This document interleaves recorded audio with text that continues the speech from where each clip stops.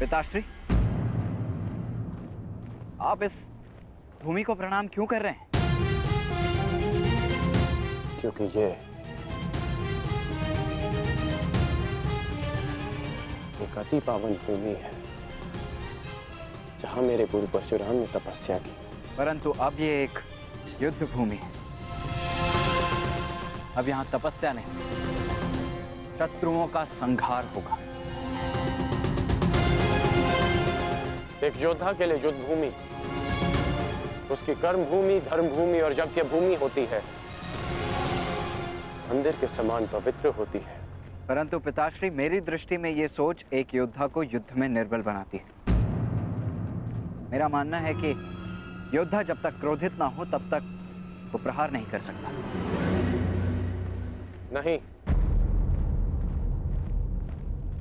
क्रोध में किया गया प्रहार शत्रु से अधिक स्वयं को हानि पहुंचाता है।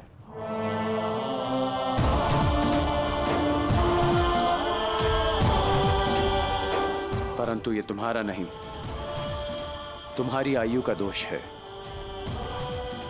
जब मैं भी तुम्हारी आयु का था तो ऐसा ही सोचता था। मेरे भीतर भी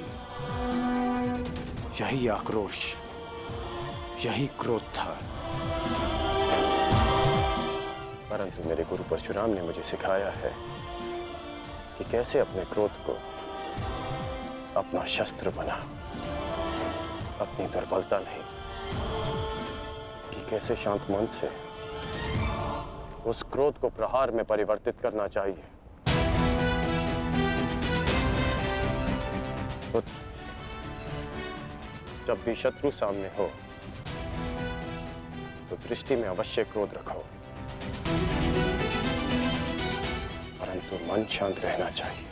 परंतु पिताश्री, आज जो मैंने देखा वो तो कुछ और ही था। जब आप पांडवों के समक्ष थे, आपके दृष्टि में क्रोध नहीं था।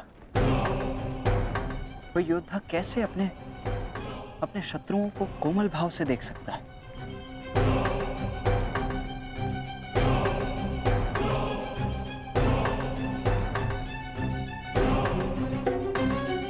आवश्यक नहीं कि हर कोई जो हमारे विपक्ष में खड़ा हो, हमारे विरोध में खड़ा हो, वो हमारा शत्रु हो।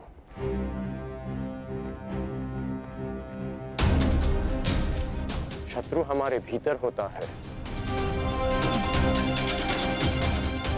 जो बीते कर्मों का फल बनकर हमें सर्प की भांति डसता है। इसमें कोई संदेह नहीं कि भीम सबसे बली है, प्रबल योद्धा है। परंतु यह भी निश्चित है कि कुमार धृष्टद्युम्न रणनीति में सबसे कुशल और प्रहार में सबसे गतिमान है। परंतु एक सेना के दो सेनापति कैसे हो सकते हैं धर्मराज? अब आप ही बताइए कि किसे सेनापति चुना जाए।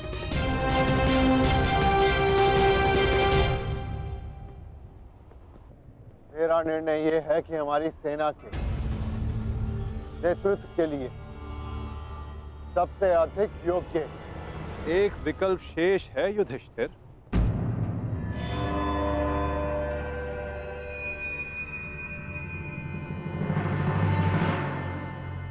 कौन वासुदेव?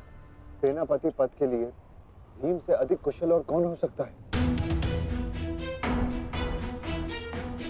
भीम की कुशलता पर मुझे कोई संदेह नहीं, परंतु हमें एक ऐसा सेनापति चाहिए जो युद्ध में गंगा पुत्र के समक्ष खड़ा हो सके।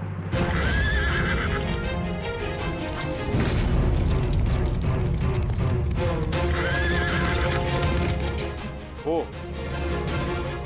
जिनके कारण युद्ध में विजय हमारी हो,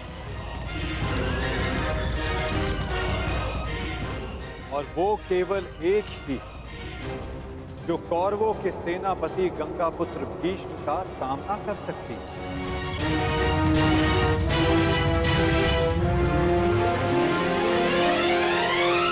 शिखंड।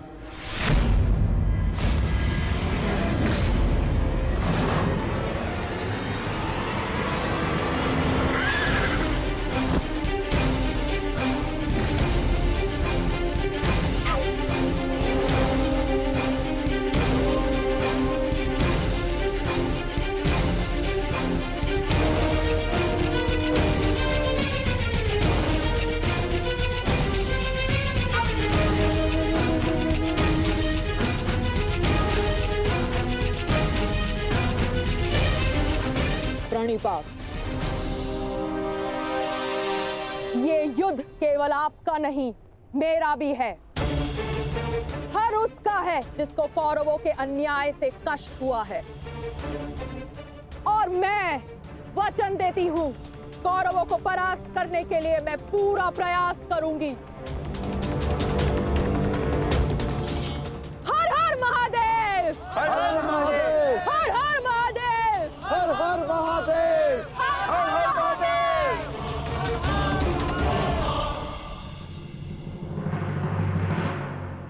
एक समस्या अब भी सामने है वासुदेव। हमारे पास 7 अक्षौणी सेना है और कौरव सेना 9 अक्षौणी है।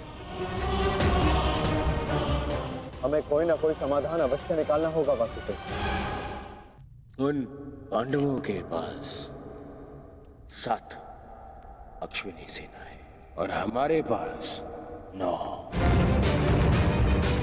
चिंता करने की आवश्यकता उन्हें है, हमें नहीं। यदि तुम यूं ही बैठे बैठे आनंद मनाते रहोगे ना दुर्योधन, तो शीघ्र ही ये समीकरण बदल जाएगा। ना, मेरे कहने का तात्पर्य ये है कि शीघ्र ही ये समीकरण बराबर का हो जाएगा दुर्योधन। समझ गए? कैसे? मद्रराज शल्य, स्मरण है? नकुल सहदेव का मामा है वो, मामा। और हर मामा अपने भांजे के अतिरिक्त और किसी का सगा नहीं हो सकता ना? और ये बात तुमसे अधिक कौन जान सकता है? उसके पास 2-2 अक्षौणी सेना है, 2-2, और वो भी अति शक्तिशाली। वो यदि पांडवों के पक्ष में चला गया ना, तो पांडवों की शक्ति हमसे अधिक हो जाएगी निश्चित। और हाँ, कलिंग का स्वयंवर तो स्मरण है ना तुम्हें दुर्योधन? शल्य को शत्रु का क्रोध अधिक शक्तिशाली बना देता है, देखा है तुमने? देखा है ना? और हाँ, मैंने तो ये भी सुना है कि शल्य सेना का हर एक सैनिक शल्य की इस विद्या में थोड़ा कम, थोड़ा अधिक कुशल है। ये तो चिंता का विषय है मामाश्री। नहीं होना चाहिए। शैल्य को अपने पक्ष में कैसे किया जाए? है, मेरे पास एक योजना है दुर्योधन। मद्रराज शल्य अपने वचन का पक्का है, परंतु चरित्र का थोड़ा सा कच्चा। ये स्वभाव से थोड़े रसिक भी हैं। तुम समझ रहे हो ना मैं क्या कह रहा हूँ? रसिक हैं थोड़े से। चल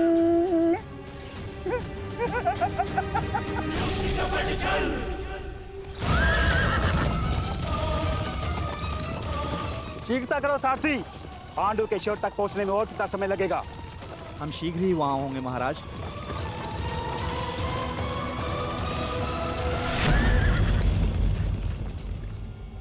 रथ क्यों रोका?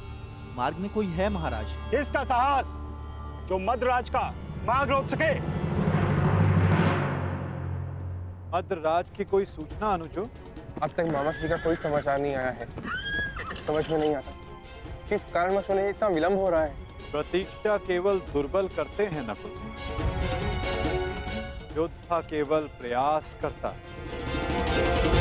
युद्ध आने को है, कहीं ऐसा ना हो कि तुम प्रतीक्षा करते रह जाओ और शत्रु अपने प्रयास में सफल हो जाए। अभी युद्ध के नियम निर्धारित नहीं हुए हैं।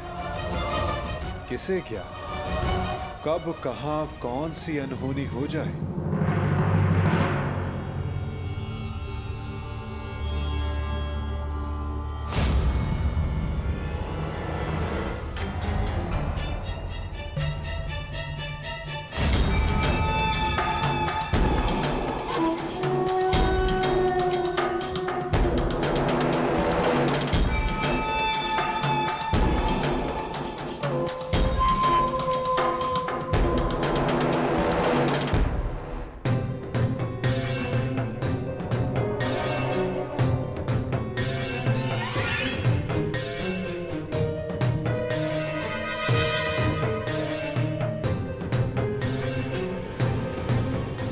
पात्र मद्रराज। कौन है आप? आपकी सेविकाएं। आपकी यात्रा बहुत लंबी है, आपकी सेवा के लिए आए हैं, आपको आपके गंतव्य स्थान तक पहुंचाने। किसने आपको भेजा है? वासुदेव।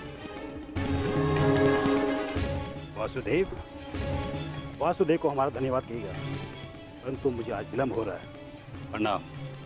मद्रराज, क्या आप हम दोनों को दंडवीर बनाना चाहते हैं?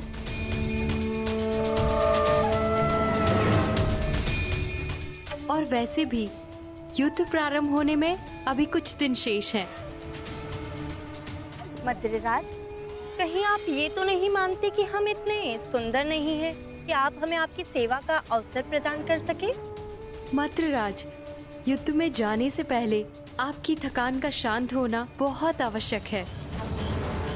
तो क्या आप हमें ये अवसर प्रदान नहीं करेंगे?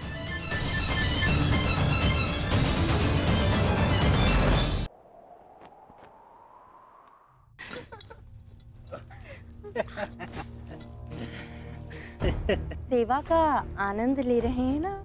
अवश्य। मुझे आशा नहीं थी कि वासुदेव भी इतने रसिक स्वभाव के हैं। महाराज, आपका ये पात्र मदिरा से रिक्त क्यों है?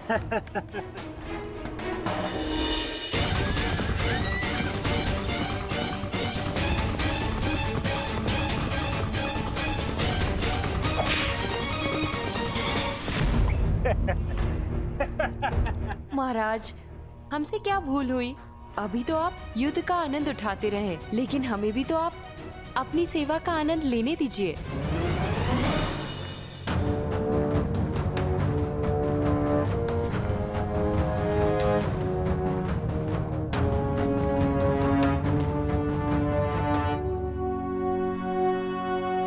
प्रणिपात मद्रराज।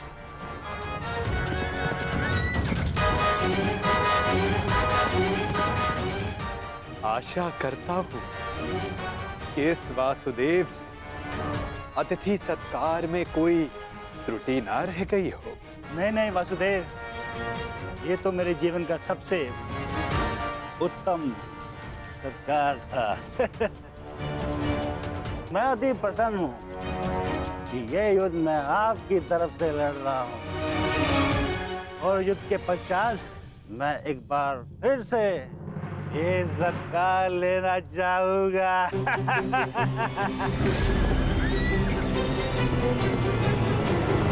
अवश्य, ऐसा सत्कार मैं आपका एक बार क्या कई बार करवाऊंगा, परंतु मैं आपसे आश्वासन नहीं मांग रहा हूं, मैं आपसे वचन चाहता हूं कि इस युद्ध में आप पूर्ण बल से और पूर्ण मनोयोग से हमारी सहायता करेंगे ना आप मद्रराज? आपको मेरे आश्वासन पे संदेह है? तो ठीक है, मैं आपको वचन देता हूँ कि जिसने मेरा ऐसा उत्तम सत्कार किया है, मैं युद्ध के अंत तक उसके पक्ष से लड़ूंगा। मैं आपको वचन देता हूँ कि प्राण जाने तक मैं शल्य अपने अतिथि की ओर से अपने शत्रुओं का नाश करूंगा।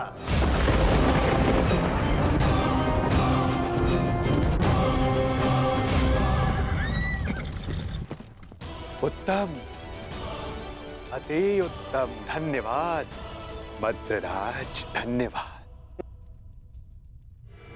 धन्यवाद मद्रराज, धन्यवाद।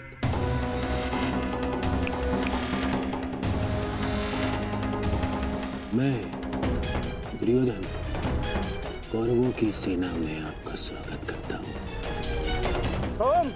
तुमने सत्कार किया था मेरा, मुझे भ्रम में रख के मुझसे वचन लिया।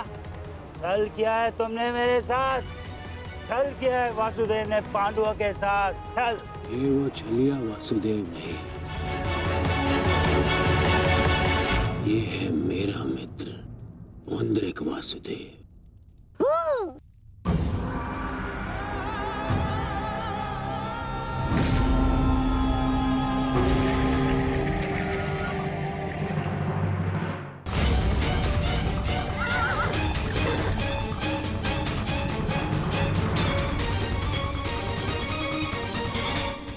ये मामा श्री की सेना कौरवों के शिविर की ओर क्या कर रही है? ज्येष्ठ, ये सोचने का नहीं, बढ़ने का समय है। मैं तुम सबको महाराज शांत हो जाइए, शांत। आपने तो वचन दिया है, तो अब आपको कौरवों की ओर से ही लड़ना होगा और युद्ध के नियमानुसार अपने ही पक्ष के योद्धा पर प्रहार नहीं करते मद्रराज, हैं? तो आइए, कौरव दल में आपका मैं शकुनी महारथी शल्य का स्वागत करता हूँ। तुम सब ने छल किया है, छल। देख लूंगा तुम्हें सबको।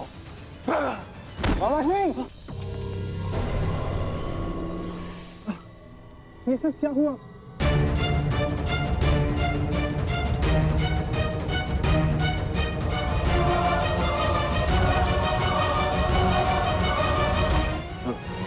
पुत्र नकुल, मैं मगधराज कदाचित हिचकिचा रहे हैं।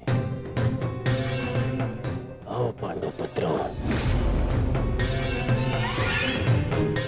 मिलो कौरवों के नए सहयोगी से, महारथी महाराज शल्य से। तुम क्या सुन रहे हो मामाश्री? मुझे क्षमा करें, तुम्हारे मामा श्री के साथ बहुत बड़ा छल हुआ है।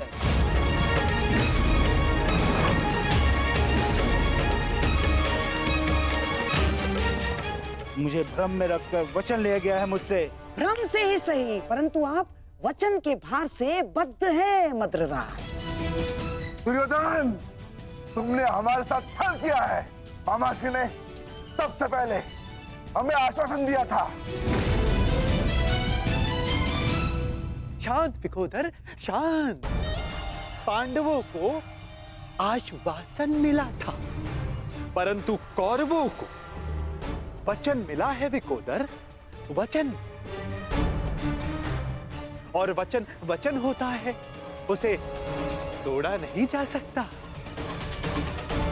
परंतु यदि महाराज शैल्य वचन भंजक होने का कलंक अपने मस्तक पर लेना चाहते तो वो यहां से जा सकते हैं। परंतु युधिष्ठिर, तुमने तो इस युद्ध को धर्म युद्ध का नाम दिया है, तो क्या तुम अपने मामा का वचन भंग करने का अधर्म अपने मस्तक पर लेना चाहोगे? बोलो युधिष्ठिर।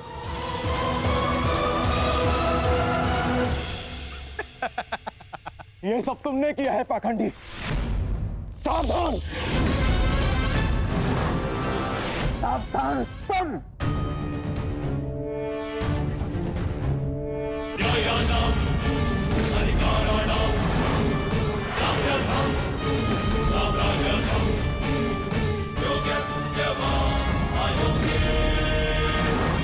Yoga